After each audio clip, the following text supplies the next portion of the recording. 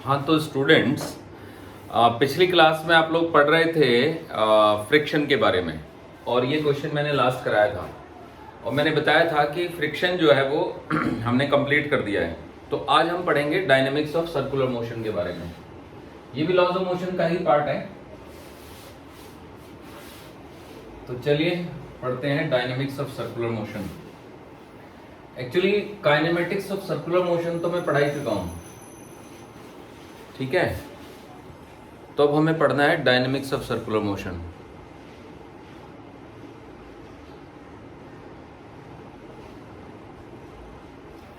तो देखिएगा,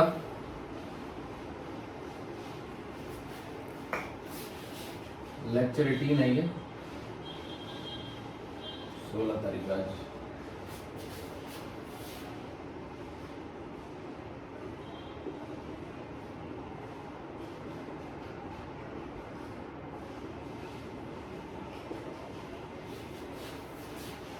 तो सबसे पहले सबसे आसान केस लेते हैं।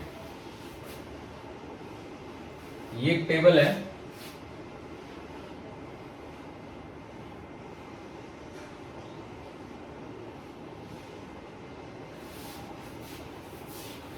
और इस टेबल पे, ठीक है,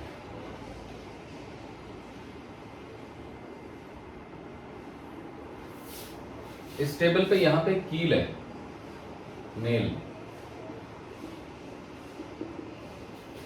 तो इस कील में एक छोटी सी रिंग पड़ी हुई है, रिंग, छल्ला भी कह सकते हो आप। उस छल्ले से एक रस्सी बंधी है और रस्सी से बंधा है एक स्फेयर, छोटा स्फेयर। इस स्फेयर को हमने कुछ वेलोसिटी दे दी और उस वेलोसिटी के चलते ये स्फेयर ऐसे ऐसे गोल गोल घूम रहा है इस पे।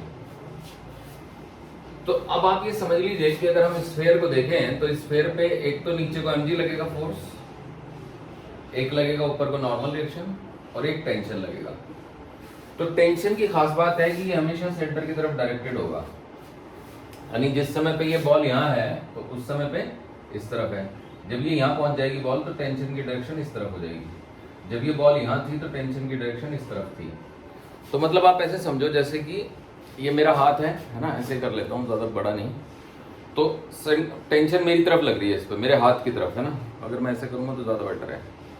तो अब अगर मैं यूँ हो जाऊँगा तो टेंशन मेरे हाथी की तरफ है, यूँ हो जाऊँगा तो भी मेरे हाथी की तरफ है, देख रहे हैं। और यूँ हो जाता हूँ तो भी मेरे मतलब मेरी ही तरफ है टेंशन। तो टेंशन जो है वो हॉरिजॉन्टल प्लेन में है और हमेशा मेरी ही तरफ है। थोड़ा छोटा करके बता देता हूँ, समझे बच्चों। So tension is acting toward this direction. अब जब ये यूं घूमेगा तो इस डायरेक्शन, यूं घूमेगा तो इस, मतलब it is always toward the centre.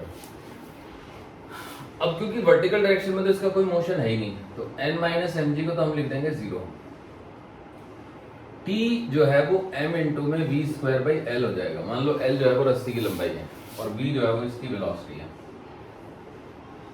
ये वेलोसिटी एक्चुअली टेंजेंट के अलॉन्ग है, ऐसे v, समझे, टेंजेंट के अलॉन्ग। तो L की जगह R भी लिख सकते हैं, वो तो एक ही बात है। लेकिन अगर इसको ऐसे लिखना है m ओमेगा स्क्वायर R तो भी ठीक है, L, ये भी ठीक है। तो बस डायनेमिक्स ऑफ सर्कुलर मोशन में नई चीज क्या है? नई चीज यही है कि बस फोर्स के बारे में बातें होने लगती हैं कि भाई सेंट्रीपिटल फोर्स कौन प्रोवाइड कर रहा है। तो सेंट्रीपिटल फोर्स ये टेंशन प्रोवाइड कर रही है, ठीक है। चलिए अब आगे बढ़ते हैं, देखिएगा।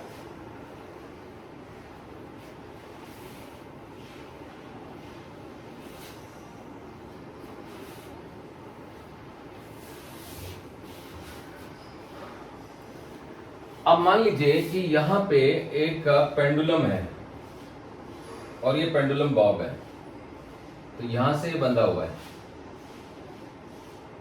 ओके। तो ये है आपका थीटा, और हमने इसको वेलोसिटी दे दी कुछ, और वेलोसिटी देने के बाद है ना इस डायरेक्शन में, अब ये ऐसे ऐसे ही घूम रहा है सर्कल में, ठीक है। अब ये सर्कल हॉरिजॉन्टल प्लेन में है, समझ रहे हैं। तो कभी ना कभी ये ऐसे हो जाता है, कभी ना कभी ये ऐसे हो जाता है, कभी ना कभी ये ऐसे हो जाता है, ठीक है। सर्कल में घूम रहा है। तो ये वाली लाइनें तो हटा देता हूं मैं, बस दो ही दिखा देता हूं, ठीक है ना।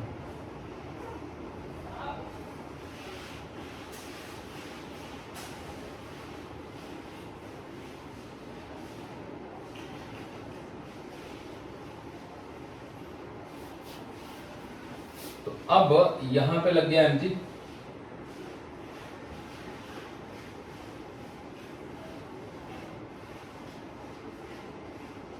ये है एक्चुअली वेलोसिटी डायरेक्शन, और यहां पे लग गई टेंशन। अब अगर मैं इस लाइन को नीचे ले आऊं, ये सेंटर हो गया सर्कल का, तो सेंटर सर्कल का जो सेंटर है ना वो पॉइंट ऑफ सस्पेंशन के एग्जैक्टली नीचे आएगा, सिमेट्री बननी चाहिए ना। तो अगर ये रस्सी की लंबाई एल है तो ये जो रेडियस रहेगी, ये रेडियस जो है वो एल साइन थीटा रहेगी, मतलब आर बाई एल की वैल्यू जो है ना वो साइन थीटा बन जाएगी, तो आर की वैल्यू हो जाएगी एल साइन थीटा। अब इसका एफईडी आप देखो, ये वेलोसिटी है, हालांकि वेलोसिटी दिखाने की कोई जरूरत नहीं है, क्या जरूरत है वेलोसिटी दिखाने की।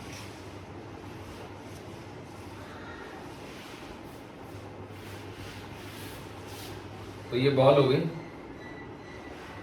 ये एमजी हो गया, और ये टेंशन हो गई। अब इस टेंशन के ना हम कंपोनेंट कर देते हैं। तो एक कंपोनेंट तो इस तरफ आएगा जिसका नाम आप रख सकते हैं टी कॉस थीटा, क्योंकि ये एंगल भी थीटा ही बनेगा एक्चुअली। देखो जैसे ये थीटा है ना, तो फिर ये भी थीटा ही बना, तो जो टेंशन है वो वर्टिकल से थीटा एंगल पे एक्ट कर रही है। और एक कंपोनेंट आया इस तरफ जो कि हुआ टी साइन थीटा।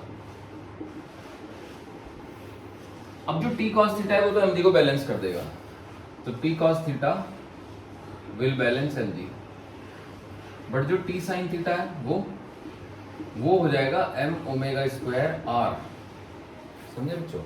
अब आर की वैल्यू एल साइन थीटा है, तो टी साइन थीटा की वैल्यू हो गई आपकी M into omega square into में L sine theta. Sine theta से साइन थीटा काट दो, तो t की value M omega square L हो गई, वो यहाँ पुट कर देते हैं, t is equal to M omega square L. उसको अगर मैं यहाँ पुट कर दूं तो M omega square L into cos theta is equal to M G. M से एम काट देते हैं, तो omega square L cos theta is equal to G. यहाँ से ओमेगा स्क्वायर की वैल्यू आ जाती है आपकी G by cos theta, G by L cos theta. So this gives me omega is equal to root under g by l cos theta। तो ये omega निकालने का एक फॉर्मूला आ गया, तो इससे हम अपने क्वेश्चन सॉल्व कर सकते हैं। अब इसको हम कहते क्या हैं, इसको हम कहते हैं कोनिकल पेंडुलम।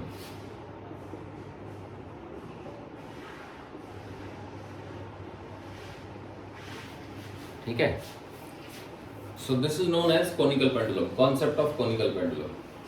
अब इसमें ये जो टी साइन थीटा है ना, ये लगातार बदलता रहेगा अपनी दिशा, क्योंकि it has to be toward the centre. तो अब जब यहाँ पे है तो सेंटर मेरी तरफ है, यहाँ पे है तो सेंटर मेरी तरफ है, यहाँ पे है तो मेरी तरफ है, यहाँ पे तो क्योंकि इसी की पोजीशन बदल रही है तो डायरेक्शन भी बदल रही है। भाई मैं सेंटर तो जहाँ है वही है, बट पार्टिकल की खुद की पोजीशन बदल रही है ना। तो समझ गए होंगे। तो चलिए आगे बढ़ते हैं, और अब केस लेते हैं इन्वर्टेड कोन का।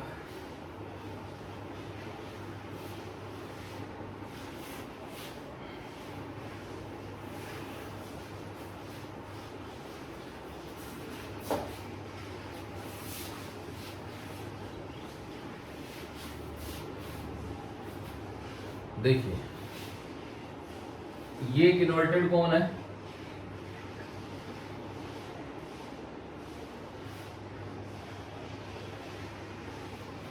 अब आप कोई भी एंगल थीटा ले सकते हैं। जैसे ये सेंटर हो गया, तो सेंटर से मान लो ये ज्वाइन कर दिया, या तो मैं ये वाला एंगल थीटा ले लूं या ये वाला ले लूं, मतलब वो तो डिपेंड करता है एग्जामिनर ने क्या दिया है। मान लो कि मैं यही एंगल थीटा ले लेता हूं, तो यहां पे हमने एक छोटी सी बॉल रख दी और फ्रिक्शन कहीं है नहीं, तो हमने उसको कुछ वेलोसिटी दे दी तो वो बॉल फिर सर्कल में घूमने लगी ऐसे, ठीक है।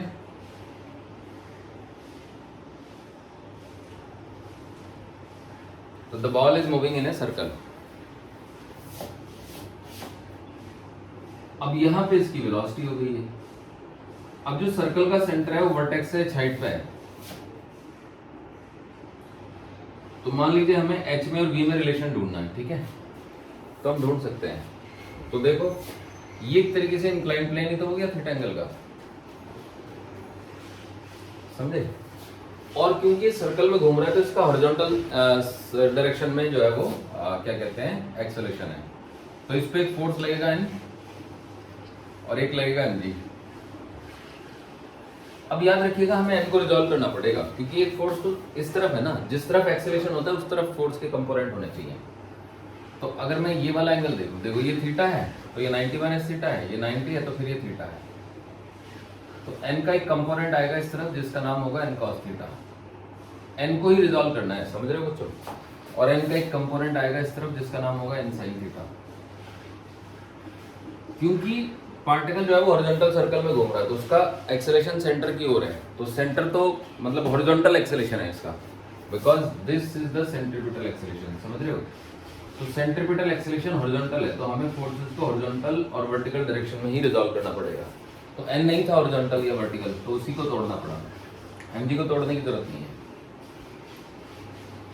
अब यहां से आप लिख सकते हैं कि देखिए N cos theta minus M G is equal to 0 और N sine theta is equal to M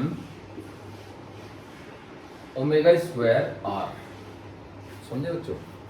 R ये हो गया, या फिर M we square by R, जो भी आपको ठीक लगे। तो मान लो हमें वी में रिलेशन ढूंढना है तो हम M we square by R ले लेते हैं। तो अब यहां से देखो कि N cos theta is equal to M G और एन साइन थीटा ये। तो अगर मैं इन दोनों को डिवाइड कर दूं इसको इससे, तो टेन थीटा क्या आ जाएगा, v square by are g. Tan theta will be v square by are g. तो इस तरीके से टेन थीटा की वैल्यू निकल आएगी। अब देखो बच्चों, आर में और एच में रिलेशन ढूंढ सकते हैं हम लोग। अगर मैं ये ट्राइंगल पकड़ लूं, है ना, ये रेडियस आर है और ये एच है ना। अब ये एंगल थीटा है तो ये आपका 90 माइनस थीटा होगा, ये भी 90 माइनस थीटा होगा, ये थीटा हो जाएगा, समझे कुछ भाई। ये थीटा तो फिर ये भी थीटा, ये थीटा तो फिर ये भी थीटा, है ना। ये तो दरवाले एंगल पकड़ लेते हैं। तो देखो आप एच अपॉन आर करेंगे तो टेन थीटा आ जाएगा। एच की वैल्यू आर टेन थीटा हो गई। अब यहां से मैं इसको ऐसे लिख देता हूं, R tan theta is equal to V square by G. तो यही तो एच हो गया, तो H is equal to V square by G. तो V square is equal to G H, तो V is equal to under root G H.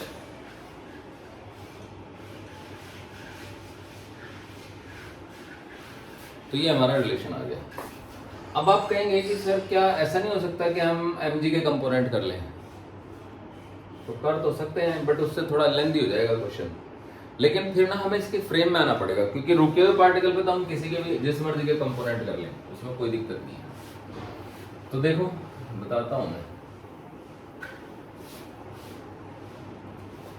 मान लीजिए कि ये पार्टिकल है, इस पे एक फोर्स लग रहा है, असली फोर्स एन, एक लग रहा है असली फोर्स एम जी।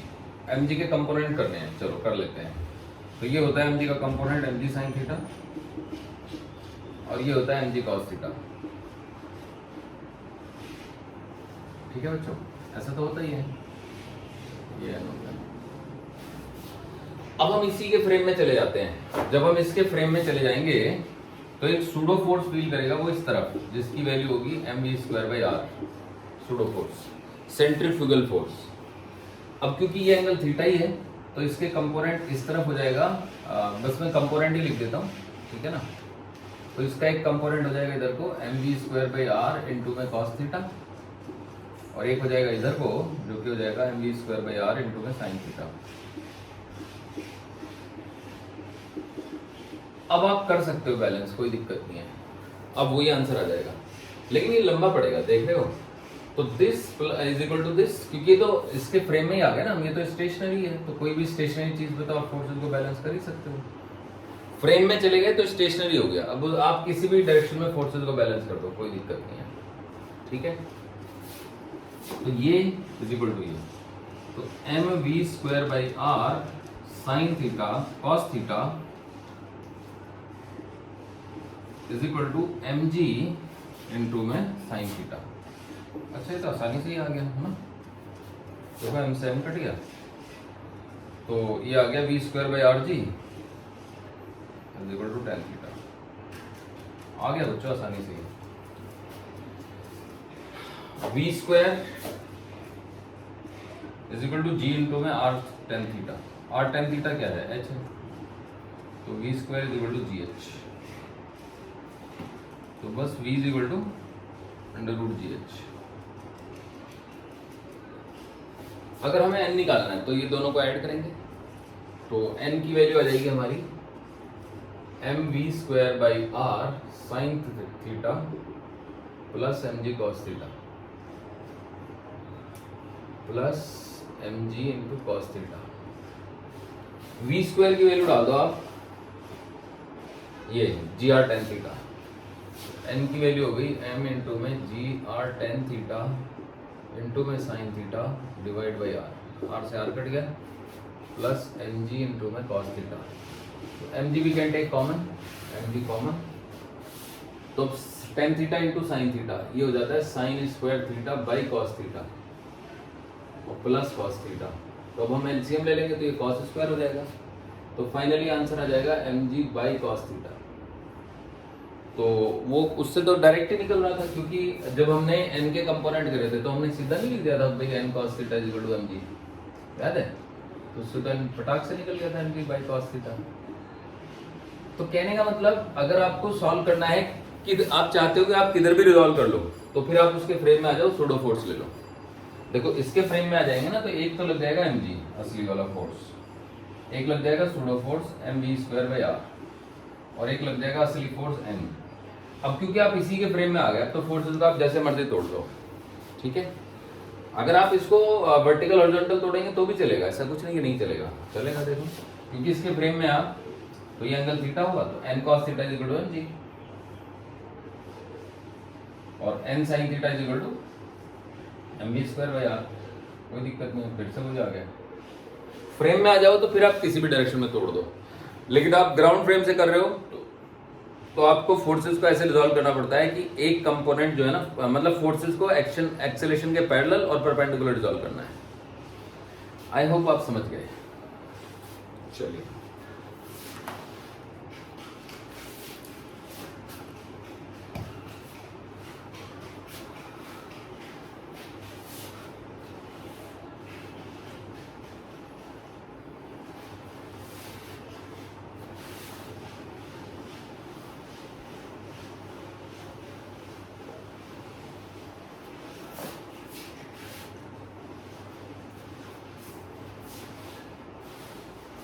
अब देखिए बच्चों, अब हम बात करेंगे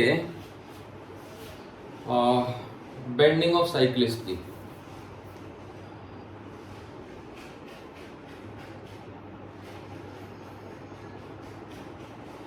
बेंडिंग ऑफ साइक्लिस्ट, एक साइक्लिस्ट अपने साइकिल को क्यों बेंड करता है और कैसे करता है। देखिए मान लीजिएगा कि ये एक सर्कुलर ट्रैक है, तो इस ट्रैक पे ये मैंने एक हॉरिजॉन्टल लाइन बनाई है, तो यहाँ पे ये वर्टिकल लाइन बनाई है, तो यहाँ पे एक साइक्लिस्ट है जिसको सीधे जाना था पर उसने अपनी साइकिल को मोड़ दिया है।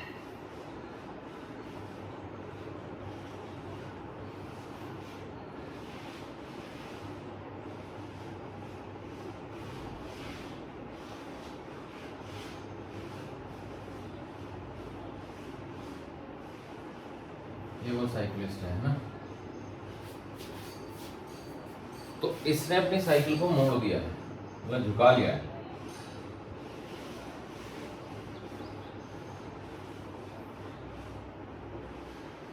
ये पहिया है, तो अगर हम देखें ये वर्टिकल लाइन है ना, तो ये ऐसे चला गया एन, और ये एंगल हो गया थीटा।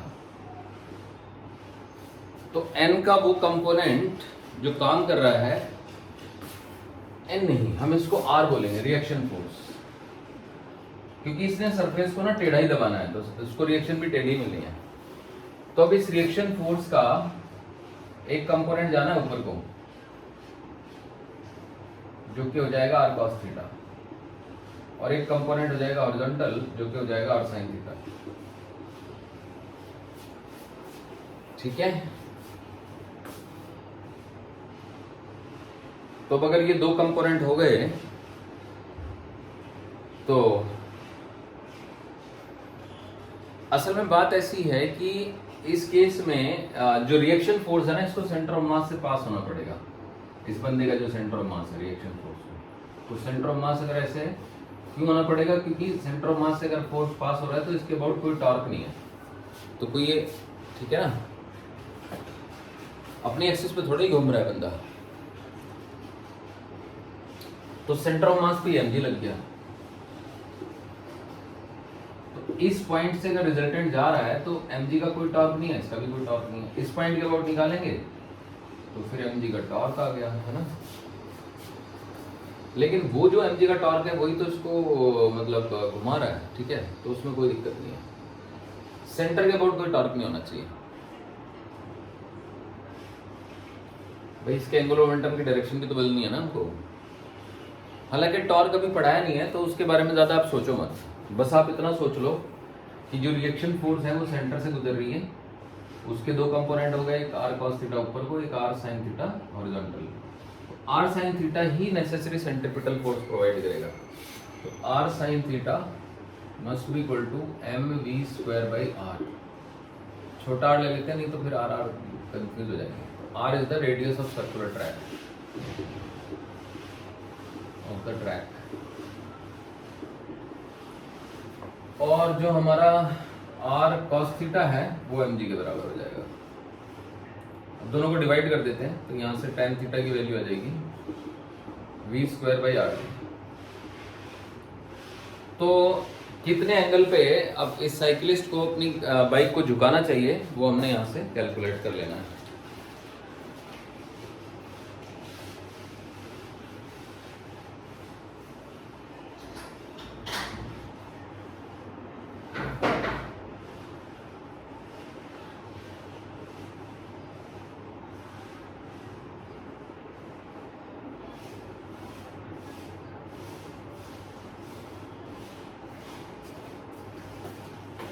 ठीक है बच्चों, नोट कर लिया आपने ये। चलिए अब आगे बढ़ते हैं। देखिए अब हम बात करेंगे बैंकिंग ऑफ रोड की।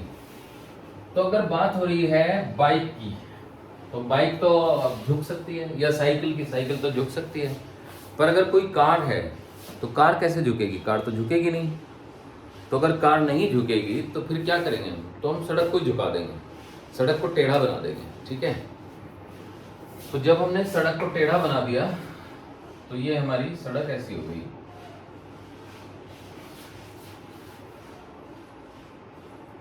तो रोड तो ऐसी है पूरी, है ना, और ये हॉरिजॉन्टल लाइन है, और ये आउटर एज जो है थोड़ा थोड़ा उठा हुआ है, समझे बच्चों। तो ठीक है, तो अब यहाँ पे जो कार है,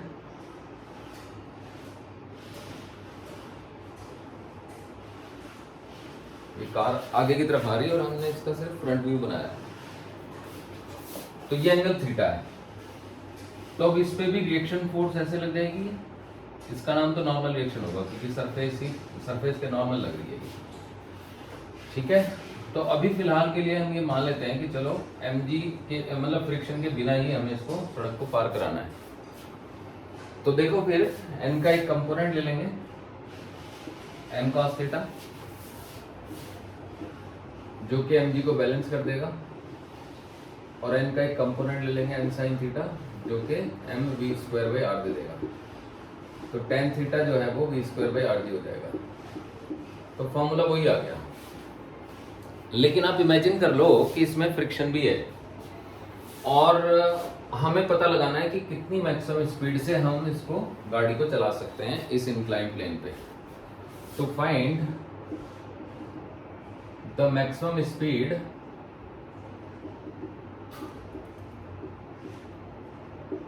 at which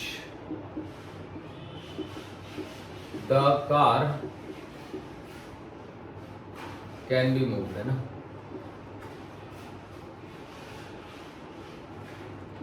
Without being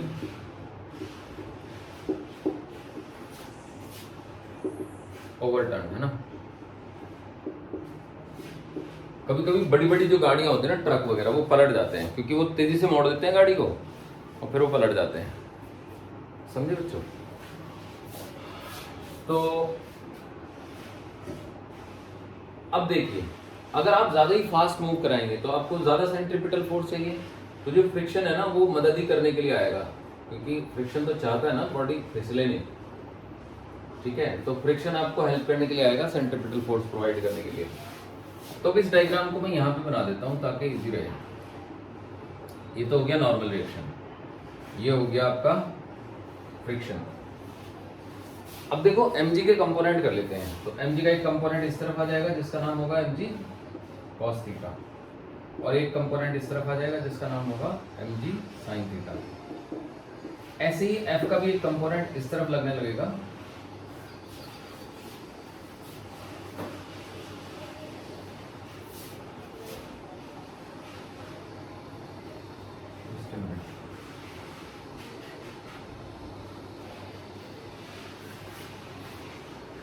हमें ना mg के कंपोनेंट नहीं करने थे बच्चों, क्योंकि इसका तो हॉरिजॉन्टल डायरेक्शन में एक्सीलरेशन है ना, तो we need not to do the component of mg। mg is acting vertical, that is fine, कोई दिक्कत नहीं है। हमें f के कंपोनेंट और n के कंपोनेंट करने पड़ेंगे। तो ये n है, तो n मान लो यहाँ पे लग रहा है ना। तो n का एक कंपोनेंट इस तरफ आएगा, f का एक कंपोनेंट इस तरफ आएगा जो कि होगा f cos थीटा, और f का एक कंपोनेंट इस तरफ आएगा जो कि होगा f sin थीटा। ऐसे ही n का एक कंपोनेंट ऊपर को लगेगा जो कि होगा n cos थीटा, और n का एक कंपोनेंट इधर को लगेगा जो कि होगा n sin थीटा। अगर हम इसको एक पार्टिकल बनाएंगे, ठीक है ना, तो फिर हम इसी पार्टिकल पे शो कर देंगे ये फोर्सेस। अब n शो करने की जरूरत नहीं है। So this one is mg। तो n का एक कंपोनेंट ऊपर को है जिसका नाम है n cos थीटा, और n का एक कंपोनेंट इस तरफ है जिसका नाम है n sin थीटा। ऐसे ही फ्रिक्शन के दो कंपोनेंट हैं, समझ रहे बच्चों। तो फ्रिक्शन के कंपोनेंट मैं ग्रीन कलर से लिख देता हूँ। तो फ्रिक्शन का एक कंपोनेंट इस तरफ है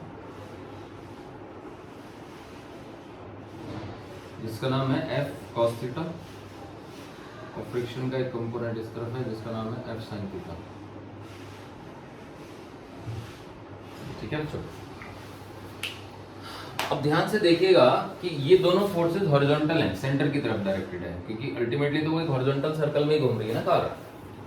तो जो n sin थीटा है और जो f cos थीटा है, वो दोनों मिलके mv²/r प्रोवाइड करेंगे। अगर मैं f की मैक्सिमम वैल्यू ले लो तो वो μn हो गया।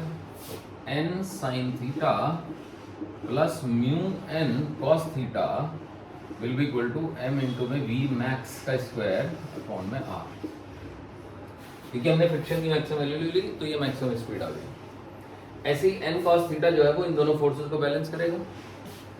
यानी कि हम कह सकते हैं कि देखो जो n cos theta plus must be equal to n cos theta must be equal to f sin theta plus mg, या फिर n cos theta f sin theta को आप फिर से म्यू इंटू n इंटू में sin थीटा लिख दो is equal to mg। इसका नाम इक्वेशन नंबर 1 डालते हैं, इसका 2 डालते हैं।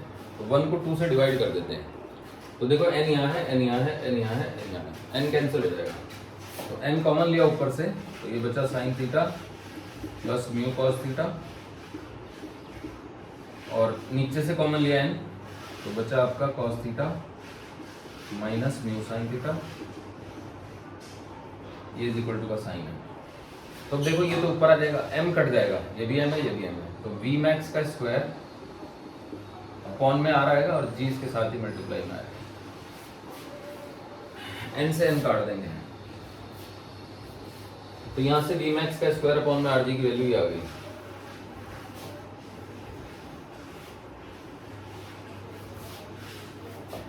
सो this gives me V max का स्क्वायर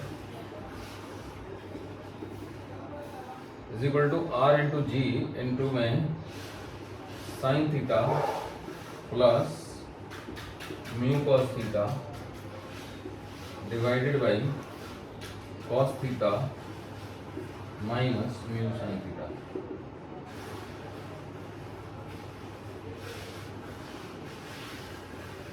ठीक है बच्चों, अब आप एक काम कर सकते हैं कि इस पूरी इक्वेशन को डिवाइड कर दीजिए आप cos थीटा से। तो अगर आप cos थीटा से इसको डिवाइड कर देते हैं तो क्या बन जाता है? तो ये बन जाता है r into ji into tan theta plus mu divided by 1 minus mu tan theta. अब ये जो इंक्लाइंड सरफेस है इसके लिए कोई ना कोई वैल्यू होगी ना एंगल ऑफ रिपोज की भी। तो मान लो फाई जो है वो एंगल ऑफ रिपोज है। If phi is angle of repose,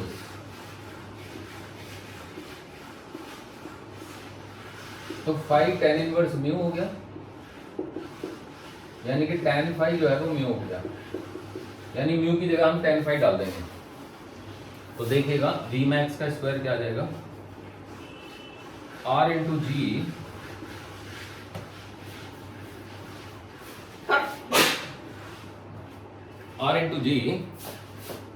into tan theta plus mu नहीं टेन फाई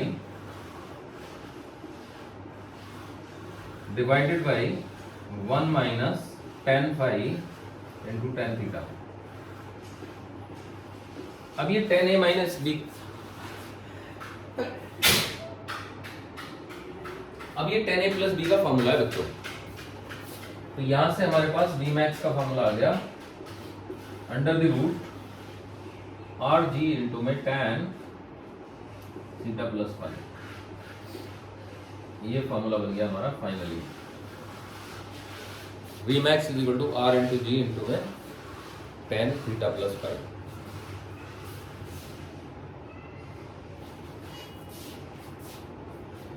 ठीक है बच्चों,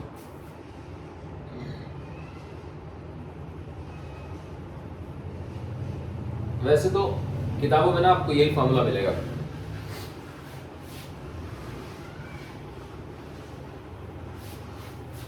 यही v max is equal to under the root R G into tan theta plus mu divided by 1 minus mu tan theta. और ये exam में भी आ चुका है एक बार फॉर्मूला कि भाई maximum speed on inclined plane का क्या फॉर्मूला होगा। ठीक है बच्चों, तो इसको आप नोट कर लो।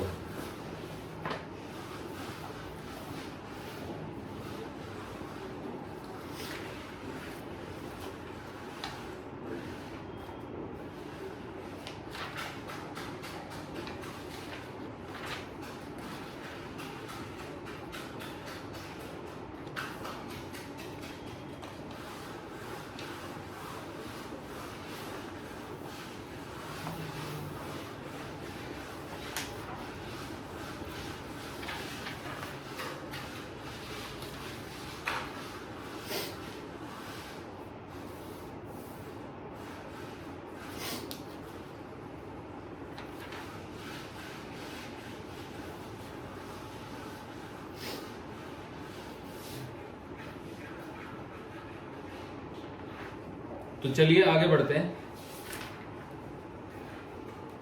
तो अब एक क्वेश्चन करते हैं। ठीक है बच्चों,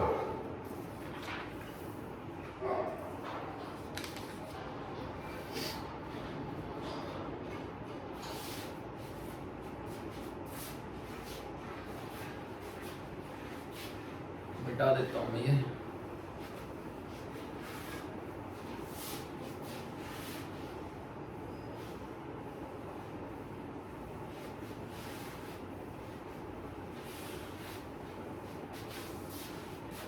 तो क्वेश्चन ये है कि ये एक टेबल है, फ्रिक्शनलेस टेबल है ना।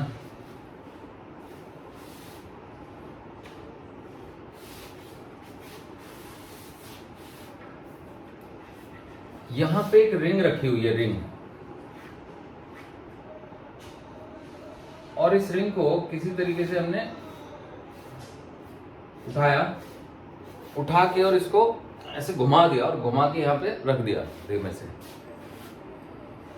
या फिर क्या किया हमने कि एक घूमती मशीन है, घूमती मशीन से इसको छुआ दिया तो ये खुद ही घूमने लगी। तो now it is not stationary, it is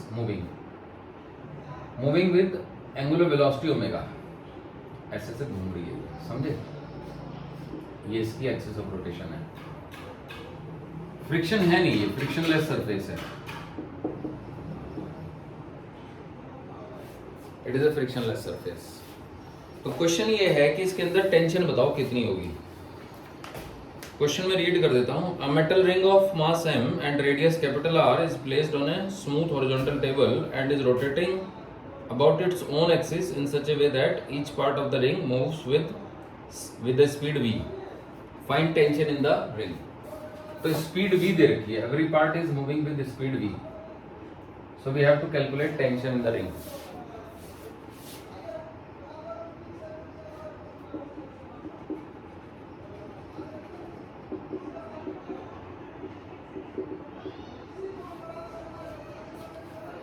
तो हम क्या करते हैं, इसका टॉप व्यू लेते हैं।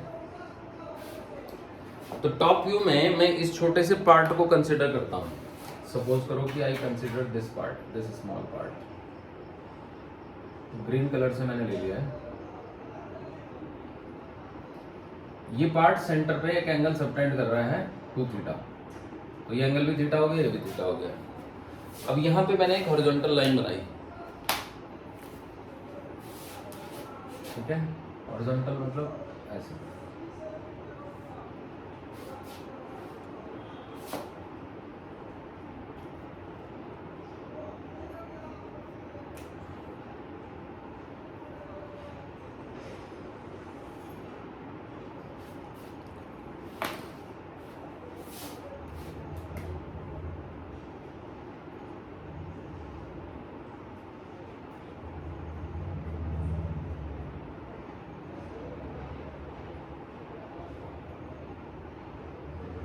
अब ध्यान से देखो बच्चों, यहां पे एक फोर्स एक्ट करेगा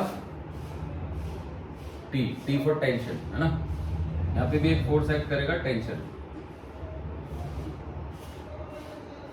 अब ये जो टेंशन होगी ना, ये हॉरिजॉन्टल लाइन है, तो अगर इस लाइन को मैं पीछे हटाऊं तो ये वाला एंगल भी थीटा ही होगा। और उसकी वजह ये है, देखो थोड़ा बड़ा डायग्राम बना के दिखा देता हूं।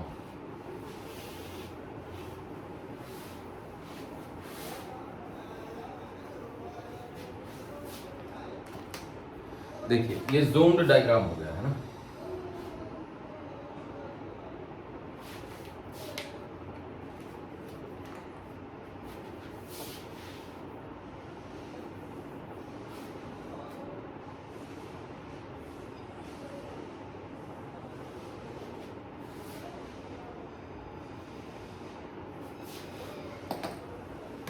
ये सेंटर हो गया।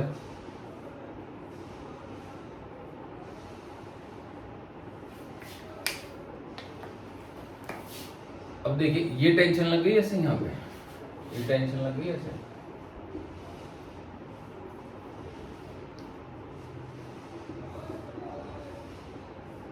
इसको पीछे खींच देते हैं, ये एंगल थीटा लिख देते हैं।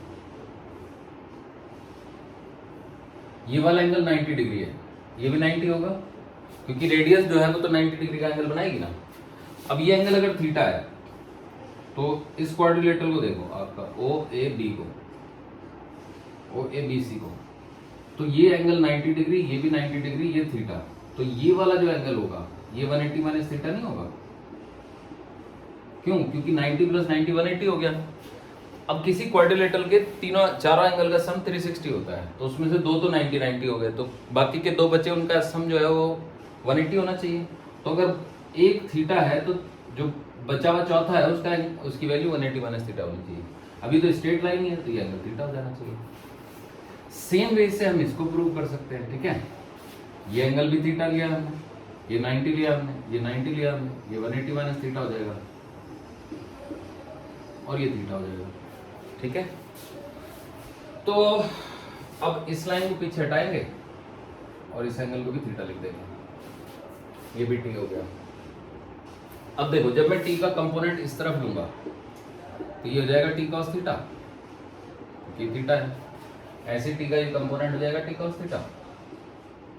टी कॉस थीटा को कैंसिल कर देंगे और ये कंपोनेंट जो हुआ जिसका नाम है टी साइन थीटा, और ये जो कंपोनेंट हुआ जिसका नाम है टी साइन थीटा। तो ये एक्चुअली इसी पे कर रहे हैं ना, छोटे से पे ही।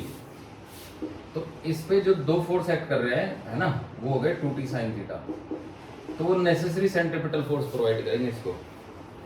तो 2t sin theta must be equal to m into में v square by r। r ही थी ना इसकी रेडियस में। तो अब देखिएगा m की जगह dm ले लेते हैं। तो dm जो है ना मास है, किसका बोला, एलिमेंट का मास है।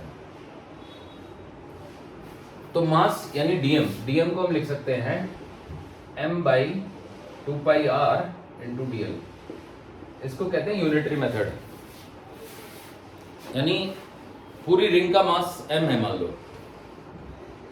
तो m अपॉन 2 पाई r करेंगे तो मास पर यूनिट लेंथ आ जाएगा और उसको dl से मल्टीप्लाई कर देंगे। अब dl क्या है, तो dl है आर्क लेंथ, जो ये मान लो a b c d, तो db जो आर्क बनी ना उसकी length. dl is length of arc db। अब आर्क का एक फॉर्मूला होता है, arc upon radius is equal to angle होता है।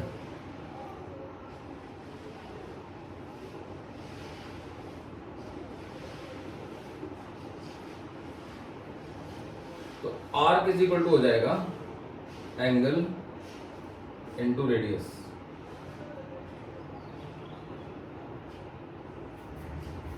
तो एंगल कितना पड़ रहा है, 2 थीटा। तो हम इसको लिख सकते हैं m by 2 pi r into 2 theta into r। अब देखो r से r कट गया, 2 से 2 कट गया, तो ये m into theta by pi आ गया dm की वैल्यू। अब जब थीटा छोटा होता है तो हम साइन थीटा को नियरली इक्वल टू थीटा लिख सकते हैं। तो sine theta by theta limit theta tending to 0, ये 1 होता है। इसका मतलब है कि अगर थीटा बहुत ही छोटा है तो साइन थीटा बाई थीटा 1 हो जाएगा। तो इसका मतलब sine theta will be nearly equal to theta if theta is small. अगर थीटा एक स्मॉल एंगल है तो साइन थीटा थीटा के बराबर हो जाएगा। तो ये हो गया 2t इंटू में theta nearly equal to, and dm की वैल्यू हो गई m इंटू में थीटा अपॉन में pi into v square upon में r।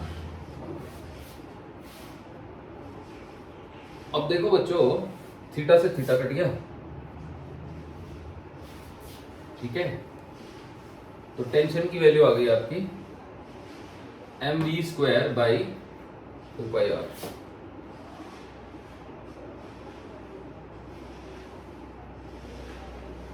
ये आ गई value m we square by 2 pi r is the value of tension. सही, तो ऐसे हम कर सकते हैं। तो चलिए एक और क्वेश्चन करते हैं।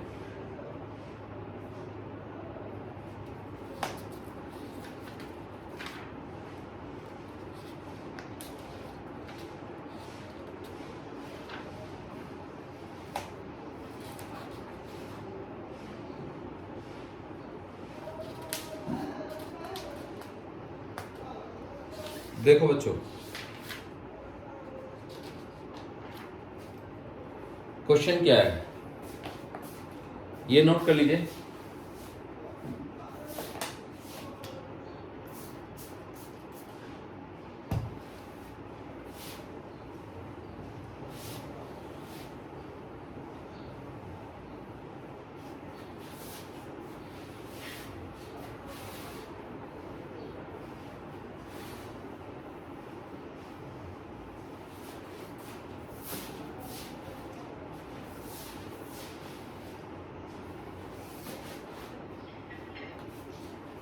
एक क्वेश्चन है ये, अ table with a smooth horizontal surface is rotating at N angular speed omega about its axis.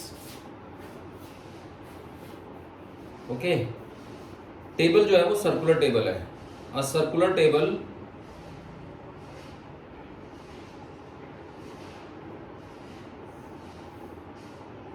with a smooth horizontal surface, a circular table with smooth horizontal surface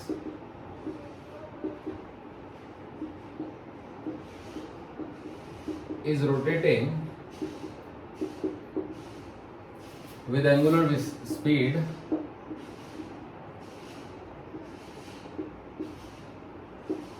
omega. अब ये है कि इसमें एक ग्रूव है, a groove is made on the surface along the radius. A groove, groove का मतलब नाली जैसे फिगर है ना, is made along radius. Radius के अलोंग एक ग्रूव बनाया गया है, ठीक है।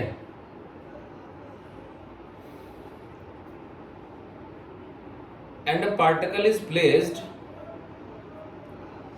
Eight a distance L from centre.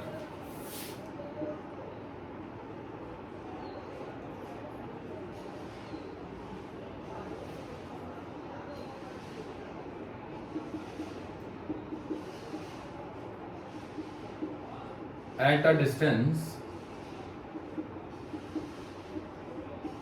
L from center।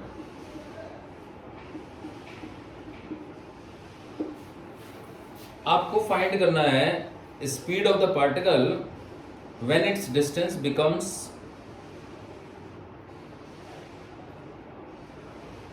x।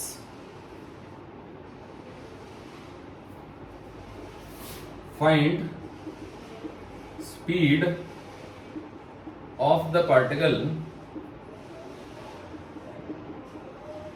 When, इसको हम L की जगह A कर देते हैं, A it's distance, speed of the particle with respect to disc है ना, विद रेस्पेक्ट टू टेबल।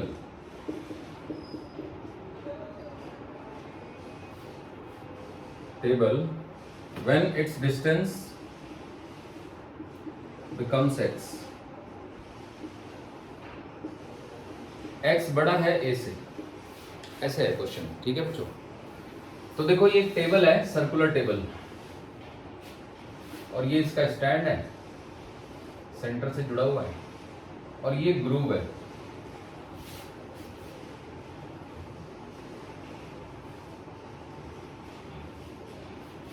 और नाली सी बन गई यहाँ पे। तो हमने पार्टिकल को यहाँ पे रखा है शुरुआत में, ठीक है, ए डिस्टेंस पे है वो शुरू में। मान लो रस्सी से बंधा हुआ है और हमने रस्सी जला दी, तो जैसी रस्सी जलेगी तो ये बाहर की तरफ भागने लगेगा विद रेस्पेक्ट टू टेबल।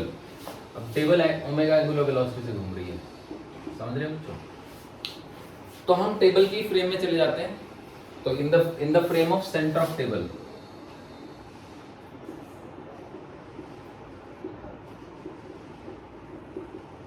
यहाँ पे बैठ जाओ आप, है ना, यू आर हियर।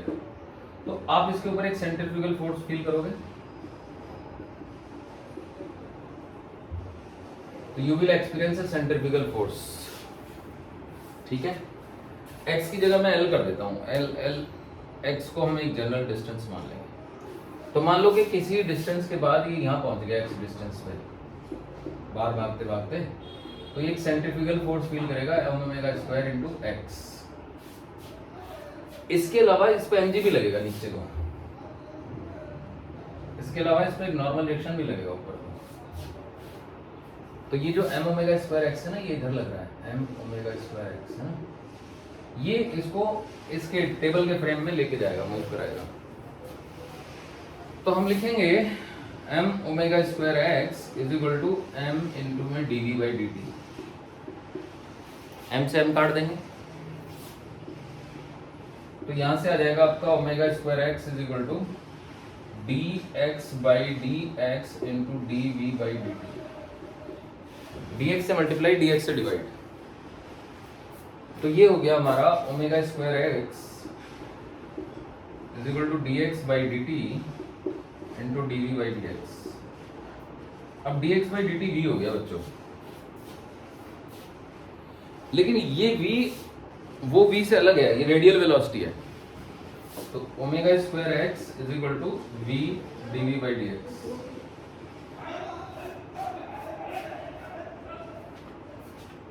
ठीक है,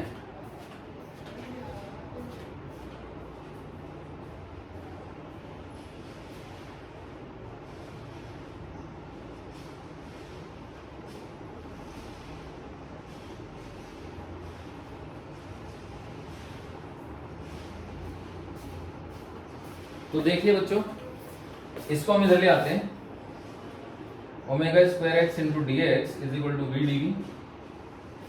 अब इसको इंटीग्रेट कर देते हैं।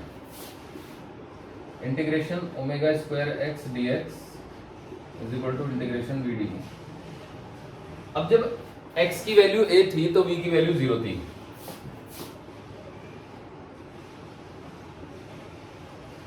v की वैल्यू 0 थी जब x की वैल्यू a थी।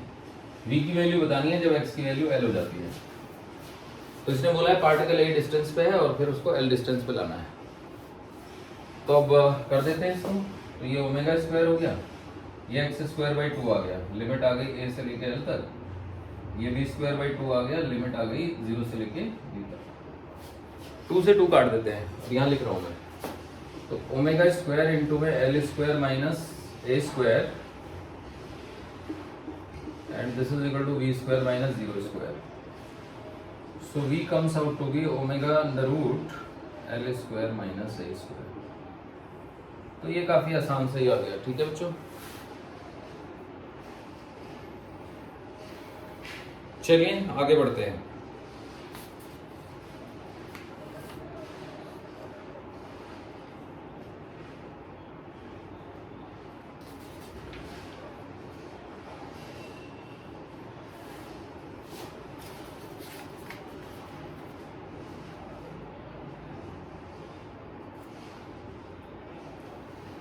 अब देखिए,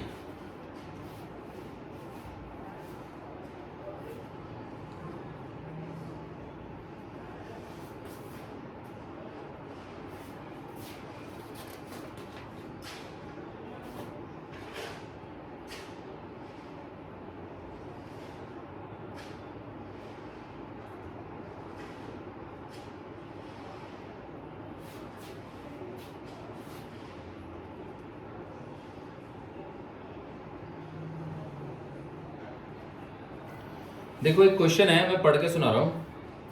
a block of mass m moves on a horizontal circle against the wall of a cylindrical room of radius capital R. The floor of the room on which the block moves is smooth, but the friction coefficient between wall and the block is mu. The block is given an initial speed v naught. As a function of speed v, write the normal force on the block, the frictional force on the wall, tangential acceleration of the block, integrate tangential acceleration to obtain speed of the block after 1 revolution. देखिए,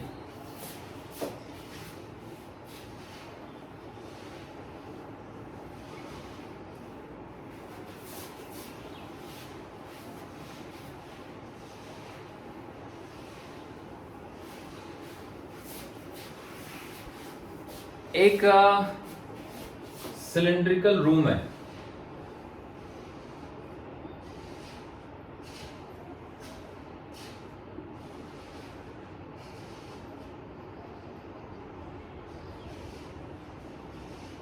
इसका जो floor है वो frictionless है।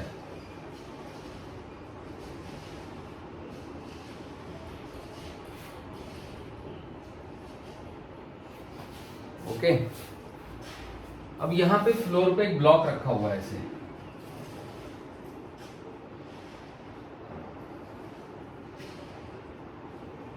तो यहां का mu 0 है, म्यू नॉट इज 0, बट यहां पे म्यू नॉट 0 नहीं है, म्यू नॉट म्यू है यहां पे। और इसको एक हॉरिजॉन्टल वेलोसिटी प्रोवाइड कर दी गई है v नॉट, और ये घूमेगा, कभी ये यहाँ जाएगा, ठीक है ना, अगेंस्ट दी वॉल ही चलते चलते फिर यहाँ जाएगा, फिर एक पूरा चक्कर पूरा कर देगा। तो क्वेश्चन ये है कि सबसे पहले normal force on the by the wall on the block कितना होगा। तो मान लो कि इन जनरल किसी भी इंस्टेंट पे इसकी जो स्पीड है वो v है, v नॉट इनिशियल स्पीड है, at t equal to 0 speed is v not, है ना, पर जनरल स्पीड v है। तो r रेडियस का रूम है मान लीजिए, ठीक है, दिया ही है r रेडियस का रूम है, r is the radius of this room, है ना।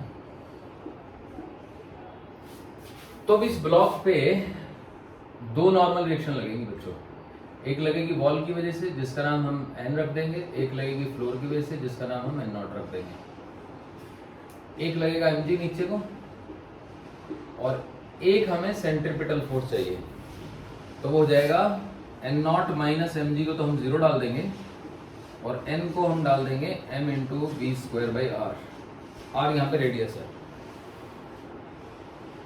इसके अलावा एक और फोर्स लगेगा जो कि फ्रिक्शन फोर्स होगा, जो पीछे को लगेगा ऐसे, समझे ना, जो मोशन को इसके अपोज करेगा। अगर ये आगे जा रहा है तो फ्रिक्शन फोर्स ऐसे लगेगा, फ्रिक्शन, जो कि डिसाइड होगा म्यू एन से, तो म्यू इंटू एन, वो इसको टेंजेंशियल एक्सेलरेशन देगा, समझे बच्चों, मतलब जिधर वेलोसिटी है ना उसकी उल्टी दिशा में फ्रिक्शन आएगा। और वो भी इसलिए क्योंकि खास बात ये है कि जो स्पीड है ना, स्पीड तो टेंजेंट के अलॉन्ग होगी, तो फ्रिक्शन भी टेंजेंट के अलॉन्ग ही होगा, क्योंकि फ्रिक्शन स्पीड के अपोजिट है। और दो फ्रिक्शन नहीं लगेंगे, बस एक ही लगेगा। Friction force on the wall second हमें बताना है, तो friction F is equal to लगेगा म्यू इंटू एन, यानी कि फ्रिक्शन लग जाएगा आपका म्यू इंटू में m इंटू में वी स्क्वायर बाई आर, इतना फ्रिक्शन लग जाएगा। थर्ड बताना है tangential acceleration of the block. अब जो फ्रिक्शन है वही टेंजेंशियल एक्सेलरेशन प्रोड्यूस करेगा, तो m इंटू में a tangential is equal to minus का f, माइनस इसलिए क्योंकि फ्रिक्शन रिटार्डेशन देगा इसमें, तो m इंटू में a tangential is equal to mu m v square by r, m से m काट देंगे तो a टेंजेंशियल आ गया माइनस में। अब टेंजेंशियल एक्सेलरेशन जो है वो rate of change of speed होता है, ठीक है, तो इसको हम लिख देंगे dv by dt minus mu into में वी स्क्वायर बाई आर। अब इसको फिर से हम dl से मल्टीप्लाई और dl से डिवाइड कर देते हैं। l यहाँ पे बस length of the path traced है, तो ये dl बाई dt इंटू में dv बाई dl हो गया, is equal to mu into में वी स्क्वायर, माइनस का म्यू इंटू में वी स्क्वायर बाई आर। अब ये dl बाई dt v हो गया बच्चों, so this gives me v into में dv by dl is equal to minus का म्यू इंटू में वी स्क्वायर बाई आर। एक भी कट गया तो dv बाई dl की वैल्यू हो गई म्यू v बाई आर। अब dl का मतलब समझ लो क्या है। अगर मैं इसी का टॉप व्यू लूं तो टॉप व्यू में ब्लॉक ऐसे चलता हुआ दिख रहा होगा ना मुझे, ऐसे। तो मान लो शुरू में ब्लॉक यहाँ है, ये सेंटर है, तो जब वो यहां से यहां आया, समझ रहे हो बच्चों, तो ये dl है, आई बात समझ, मतलब length of the arc traced, तभी तो मतलब उसने dt टाइम में अगर dl डिस्टेंस चली तो उसकी स्पीड, तभी तो dl बाई dt लिखूंगा मैं, ऐसे जा रहा है ना वो ऐसे, तो यहाँ पे उसकी स्पीड v है, तो यहाँ पे v माइनस dv होगी, ऑब्वियसली घट जाएगी। क्यों घट जाएगी? क्योंकि टेंजेंशियल फ्रिक्शन ऐसे लग रहा है म्यू इंटू n, है ना, फ्रिक्शन ऐसे लग रहा है म्यू इंटू n। ये टॉप व्यू ले रहा हूँ मैं इसका। तो अब हमें ये बताना है कि पूरे चक्कर के बाद इसकी स्पीड कितनी हो जाएगी। तो देखो ये हो गया dv by v is equal to minus का mu by are into dl। तो अगर मैं इसको इंटीग्रेट कर दूं तो ये दोनों इंटीग्रेशन से बाहर आएंगे, समझे बच्चों। तो मैं यहां पे कर रहा हूं, देखो जगह थोड़ी कम है, लिमिट डाल लेते हैं। ये हो गया v नॉट और ये हो गया v और ये हो गया 0, ये हो गया l एक जनरल लेंथ हो गई ट्रेवल्ड, है ना। तो ये तो ln v आ गया v नॉट से लेके v तक, और ये minus mu by are into में l आ गया 0 से l तक। So ln v by v not, ln v minus ln v not है ना, is equal to minus mu into l upon r. इसको फिर से इधर लिख देता हूं मैं, तो ln v by v not is equal to minus का म्यू एल बाई आर। तो यहां से v का फॉर्मूला आ जाएगा v not into E raise to the power minus mu v by r, mu l by r. अब examiner ने हमसे स्पेसिफिकली पूछा है कि एक चक्कर के बाद कितनी हो जाएगी स्पीड। तो एक चक्कर में एल को हम 2πr डाल देंगे, क्योंकि यहाँ पे एक चक्कर होने के बाद एल की वैल्यू मतलब डिस्टेंस ट्रेवल्ड होगी 2πr। तो अगर मैं इसमें 2πr डालूंगा तो एक आर कट जाएगा, तो म्यू नॉट इंटू 2π आ जाएगा। तो v इज इक्वल टू हो गया आपका v not into E raise to the power minus mu into 2π, 2 into pi into mu, 2 into pi into mu, ये आ गया। तो बस यही आंसर है, समझे बच्चों। तो इस तरह से आपका dynamics of circular motion complete हो जाता है, नोट कर लीजिए। नेक्स्ट क्लास में हम पढ़ेंगे वर्क एनर्जी पावर।